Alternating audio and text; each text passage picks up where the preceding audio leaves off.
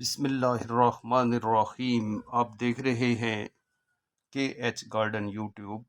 جہاں پر ہم آپ کو ویجیٹیبل کے حوالے سے چھوٹے چھوٹے سے ٹپس بتاتے ہیں۔ تو آج ہم نے دکان سے کچھ پکے ہوئے ٹماٹر خریدے۔ سب سے پہلے ان کو گھر لا کر ایک چھوٹی سی کیاری تیار کی اور ٹماٹروں کو بڑے بڑے ٹکڑوں میں کاٹ لیا، اور پھر ان کو کاٹنے کے بعد ہم نے وہ جو کیاری تیار کی تھی اس کے اندر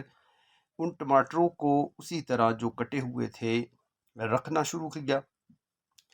اور ان کو اس کیاری کے اوپر رکھنے کے بعد ہم نے اس کے اوپر کچھ نرم مٹی کی ہوئی تھی جو اس کے اوپر ڈال دی۔ اب ان ٹماٹروں کو مٹی ڈالنے کے بعد ہم نے ثابت اس لیے رکھا کیونکہ اس کا جو گودا ہے اس کے اندر بیج موجود ہے، اور اس کا جو گودا ہے اس کے اندر بیج نرم رہے گا، اور نرم رہنے کی وجہ سے یہ بیج جلدی اگ جائے گا۔ تو اس کے بعد ہم نے اس کے اوپر جو مٹی ڈالی،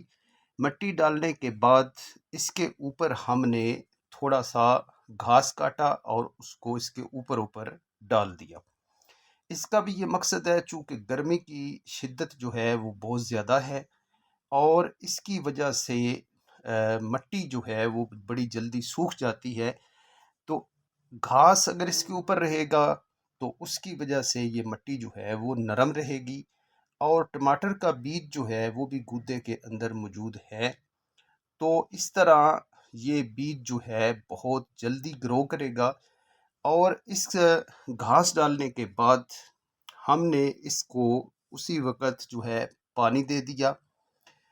تاکہ یہ مٹی جو ہے نرم رہے۔ تو اس طرح سے آپ اپنے گھر کے اندر آرگینک جو ویجیٹیبلز ہیں اس کی پنیری تیار کر سکتے ہیں، جس طرح آج ہم نے آپ کو ٹماٹر کی پنیری تیار کرنے کا طریقہ بتایا۔